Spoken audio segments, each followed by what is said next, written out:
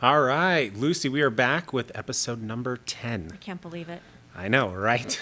It's awesome. It's flying. We're having a good time. Today is the Almost sad. almost sad because we're wrapping up the My favorite book. the final and fourth agreement of the four agreements, right? Yes. So what is The fourth agreement. the fourth agreement? Always do your best. I love this. This is the agreement that brings all the other agreements together. And that's how he opens actually the chapter. He said, this agreement is the one that allows the other three to become deeply ingrained habits. Yes, I like it. So always do your best. Under Always do any your best. circumstance, always do your best. No more and no less. You What know, do you think about that? Always do your best. No more, no less. I think it's great. It honestly, it takes me back to high school, and I had a football coach, and I remember we were going into the weight room that day, and he said, "Don't be average." He said, "You don't wake up in the day thinking, I'm going to be average today." No, you do your best. And I don't know why that stuck with me, but it has. We were an awful football team. We were terrible. But you did your best. We tried so hard. But did we? Did we? I don't know. This is high school. There's a lot of kids messing around and whatever. But I internalize that. And I think about that all the time. Like, I don't want to be average. Like, I do not want to be average. And I don't know. It wasn't like the coach led some inspiring speech or whatever. We were just in the weight room, and he just goes, "Don't be average. Don't be average. Don't wake up and think I'm going to be average today." And I was like, okay. So I like this. Is do your best, right? So what are your thoughts on do your best, no more,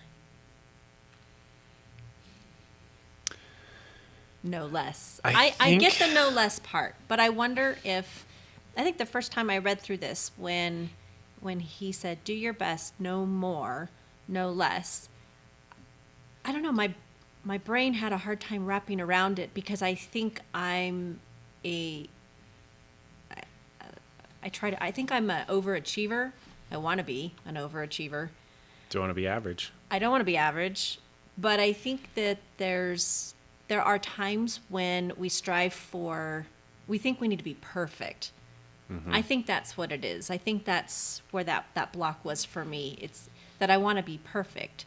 And knowing that I'm only going to do my best, no more, no less, means that my best isn't going to be perfect.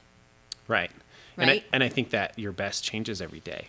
So for me, the thought 100%. goes to no more. You're like, well, today, my best is, Right. like Here. the kids are alive. Right. Everyone's fed. Everyone's alive. Like, that's our best today. Right. You know what? We had cereal for dinner Right. or whatever. But that's your best. And so, he talks about that. Yeah. So that's what I think of when I think of the no more. Yeah. Because it's going to change. It is going to change. And I think that as I continued through this chapter, my eyes were open to that. When I first read it, I think it struck, not a nerve. I thought, well, I know that my best isn't going to be perfect. And if I can achieve perfection, I want perfection. And what you really need to understand is that if you do something perfectly in a moment, that was your best. Yep.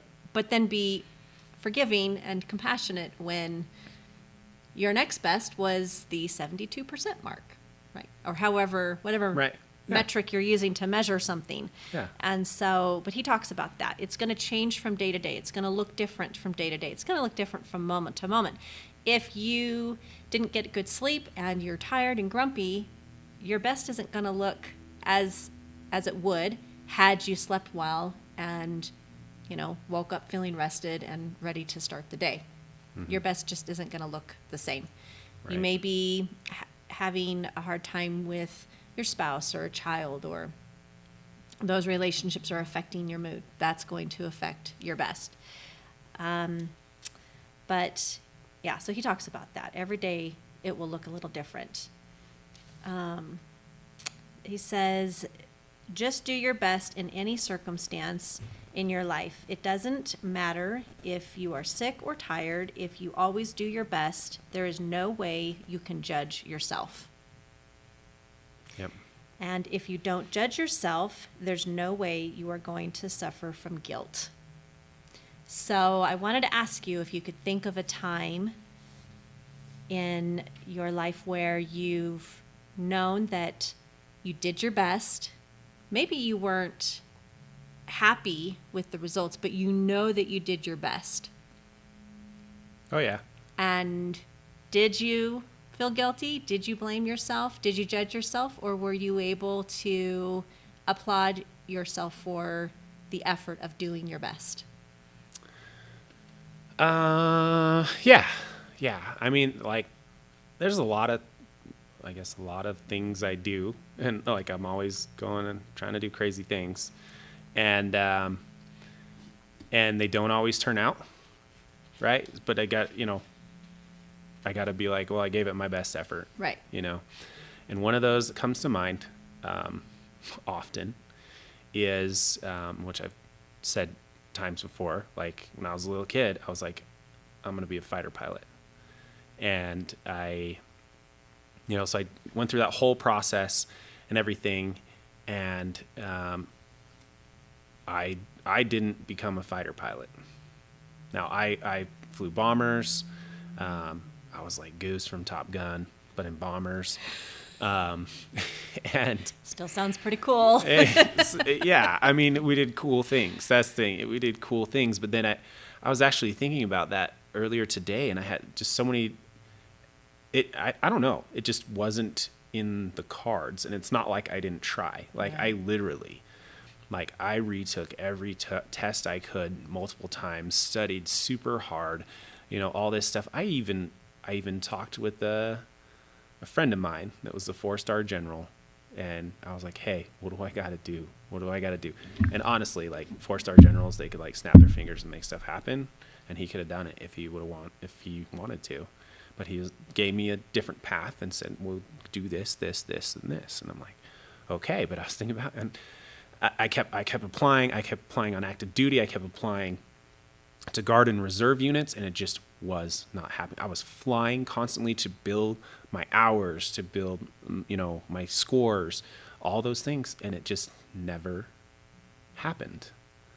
And I can look back, and I see the jets flying overhead, and I'm like, I know I would have been a good fighter pilot. I don't know, maybe that's the cocky fighter pilot in me coming out. Confident, not But cocky. I'm like, man, I know all the flying and everything I did, and any of the instructors or any other pilots I flew with, they were like, man, you're good. And I'm like, I know, not like in a cocky way, but I'm like, I put a lot of effort into this. Right. But the needs of the Air Force, right, come first. And, apparently the right people in the Air Force didn't think that I would be a good pilot or whatever, good fighter pilot. And so I think about that, honestly, quite often every time I'm flying or see a jet. And I'm like, man, I would have been good, but oh well. But I say oh well because I know it doesn't eat me up too bad inside, because I know I did my best. Right. I did my best, and even like having all those things like in my corner, having a 4-star general in my corner, having taken all the tests and done all the flying and everything, it just wasn't meant to be, and that's fine. I'm good with it. I moved on. I've done other things, and actually, I feel like my life is much, I don't know, better off. I was able to go into this special warfare career field and do TACP or Tactical Air Control Party and train and meet and get to know some of the most amazing high speed, as we call it, high speed people that I've ever met. And I consider them, they're my brothers. Like, so I don't know. I'm like, now I'm like, I'll do that Right. instead of fly, because like, that's where I want to be. But yeah, so I think it all worked out for the best in the end. I gave it my best, it just wasn't in the cards. Right. And I don't let it eat me up. It doesn't but, change how you feel about yourself, Yeah. right? Because you know that you gave it your best effort, and that's all you can ask of anyone. Right. So I think it's easy to offer other people that grace. It's a little difficult sometimes to always offer that to ourselves. Right. So Like I didn't feel that way all the time. Right. Like going through that whole process, I'm like, "Argh," Right. and then a while back, I was just like, I'm good. I did it. It just wasn't in the cards. I did my best. I know I did my best, and it just wasn't in the cards. So it is what it is. I think for myself, I was grateful for this shift in perspective, because wanting to do things perfectly and being frustrated with anything that felt less than perfect created suffering. Mm-hmm. But so I've played the violin since I was 5, and I was trained to play. I learned to play the violin by ear. And so often, once my ear and my fingers know the music, I don't have to give it really any thought. It's almost just instinctive. And I remember, as I continued to play and to perform, that need to achieve perfection became so intense that my nerves became uncontrollable when I would perform. And even in my later years, in my late 20s, early 30s, so at this point I'd been playing for a really long time, you would think that I would have grown accustomed to performing and I wouldn't have so much nerve before playing, but it just continued to get worse and worse, to the point where my right hand, which would hold my bow, would almost be shaking uncontrollably. You can't play that out, right? You need to get Sound like staccato notes the entire right, time. right. And so when I began applying this idea of I'm going to do my best, so that meant that I gave things the effort that they warranted. I practiced. I knew my music. I was prepared to perform. So I did my due diligence so that I could perform well. But walking into something and saying, I will do my best, and accepting whatever that ends up being, even if it includes a mistake, it was liberating. And I was able to get a handle on that shaky, bow hand, and just play better and really enjoy the experience. Mm-hmm. And so it's a very healthy mindset to be in as you move through life. It allows you to ebb and flow. It allows you to make mistakes, to be human, to learn from those mistakes, to get better, to practice, and not judge and yourself and feel guilty and be crippled by those emotions that aren't serving you anyway. So what I'm hearing is you're going to play for I'll us play. one day. Yeah. You bring your guitar. We can have a jam session. Yeah. Do you know Dustin the Wind from Kansas? My boy is learning to play that right All now. right, we'll bring him actually. too. All right. He doesn't like to play in front of people, Oh, so well. we'll have to figure something out. All right.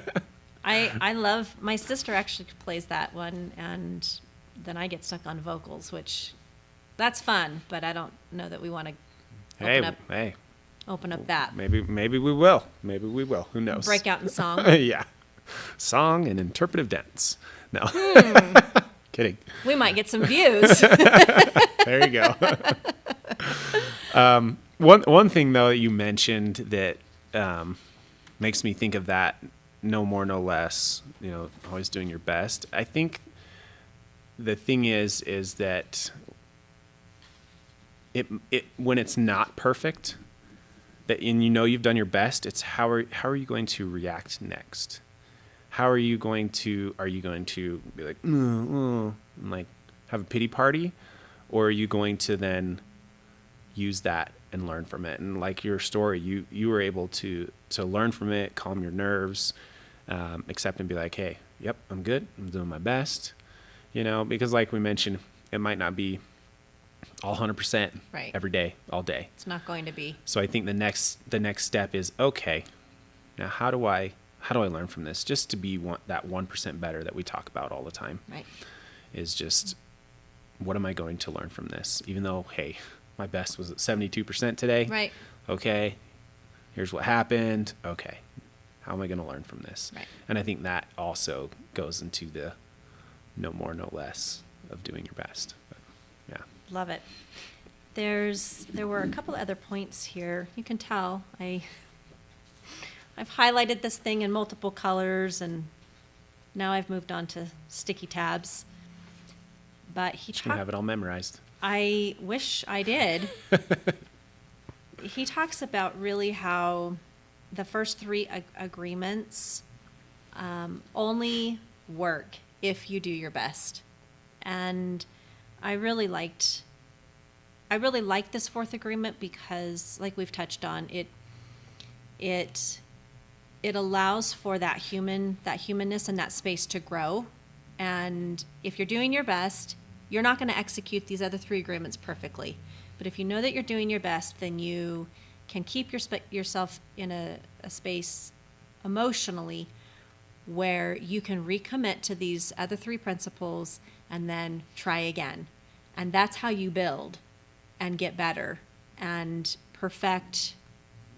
Well, let's not use the word perfect. It's where you improve and these things become more ingrained, and habits and ways of living where you're not thinking about it so hard. So it's a critical agreement, and it really kind of wraps up the entire book. And I feel like it's a little bit also kind of like your pep talk before you get out there and Conquer the world. and get after it and learn these agreements and implement them. It's like, hey, I've given you some tools. I've given you some really incredible information that makes sense, that you can comprehend, and now go out there and do your best. And he says, by doing your best, the habits of misusing your word, taking things personally, and making assumptions will become weaker and less frequent with time. You don't need to judge yourself, feel guilty, or punish yourself if you cannot keep these agreements. If you're doing your best, you will feel good about yourself, even if you still make assumptions, still take things personally, and still are not impeccable with your word. So We're trying. you're trying. Trying to do your best. So it's not an excuse for poor behavior or not trying, Right. but it is I think in order to keep yourself in a headspace where you can stay committed to these practices, you have to offer yourself that grace and that compassion and say, I'm doing my best. And today, this is what it looked like. Mm-hmm. And I'm proud of that. I'm proud of the effort that I was able to give. I'm grateful for the effort I was able to give. And There's the gratitude again. there's the gratitude. And what I will say is that when you start to really implement these agreements and you begin offering yourself that grace of, I'm going to do my best, it is so much easier to offer it to other people. And that has been such a blessing in my life because I can recognize that people are also doing their best. And that's going to look different. And I don't get to make any assumptions about what I think that should look like. And I don't get to make assumptions about where they're at in their own journey and how I think they should show up.